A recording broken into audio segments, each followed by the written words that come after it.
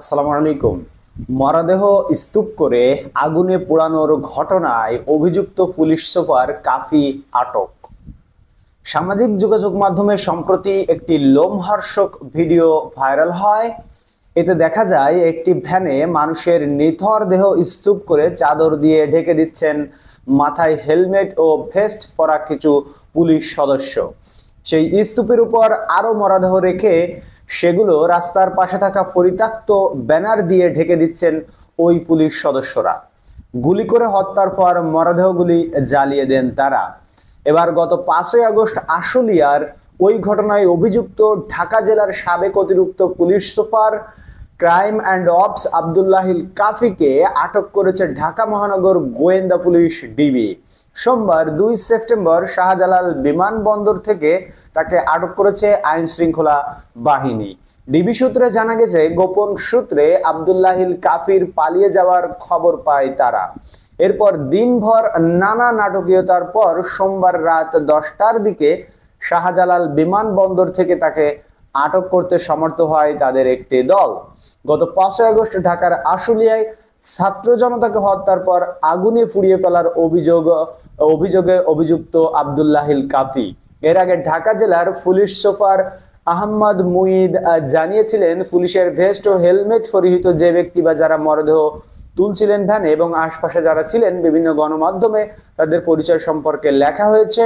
ইতিমধ্যেই 3 জনকে চিহ্নিত করা গেছে। তিনি বলেন, আমরা 3 জনকে ইতিমধ্যেই আইডেন্টিফাই করেছি।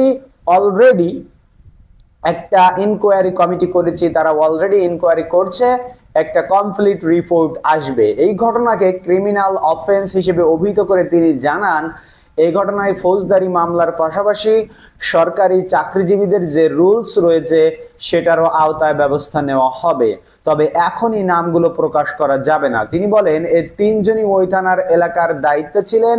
এই মুহূর্তে নামটা আমরা ডিসক্লোজ করছি না। আরো তদন্তের স্বার্থে এগুলো সব আইডেন্টিফাইড, সব ডিজিবল আর ভিডিও আছে। যেহেতু একই সাথে সাংবাদিকদের দেওয়া তথ্যের পাশাপাশি সাদা পোশাকেও পুলিশ কাজ করছে। ঢাকা জেলার পুলিশ সুপার বলেন, পুলিশের এসব সদস্যকে আইনের আওতায় আনার জন্য খোঁজা হচ্ছে। তাই পরিচয় প্রকাশ পেলে তাদের খুঁজে পাওয়া মুশকিল হবে। যত দ্রুত সম্ভব এটাকে আইডেন্টিফাই করে এগুলোর ব্যাপারে আইনগত প্রক্রিয়া আমরা শেষ করব। এদিকে গণমাধ্যমে বলা হচ্ছে, এদের মধ্যে ডিবির কয়েকজন কর্মকর্তাও ছিলেন। বিভিন্ন গণমাধ্যমে এই ভ্যানে থাকা মরদেহের সংখ্যা এক এক ধরনের বলা হয়েছে, তবে ঢাকার পুলিশ সুপার মুঈদ 6টি মরদেহের কথা জানিয়েছেন। তিনি জানান, ভ্যানে থাকা ব্যক্তিদের একজনের হাত দেখে এক নারী নিজের স্বামী হিসেবে দাবি করেছেন, তাকে ডাকা হয়েছে। এছাড়া থানায় একটি নিখোঁজের সাধারণ ডায়েরিও হয়েছে। এছাড়া বাংলাদেশের একটি পত্রিকায় 4 জনের নাম প্রকাশ করা হয়েছে। তবে আমরা ধারণা করছি সেটাতে হয়তো 6 থেকে 8 জনের মরদেহ ছিল।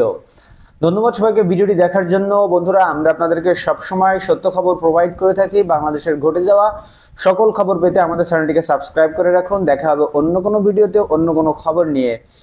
সে পর্যন্ত সকলে আল্লাহর রহমতে ভালো থাকবেন। আল্লাহ হাফেজ।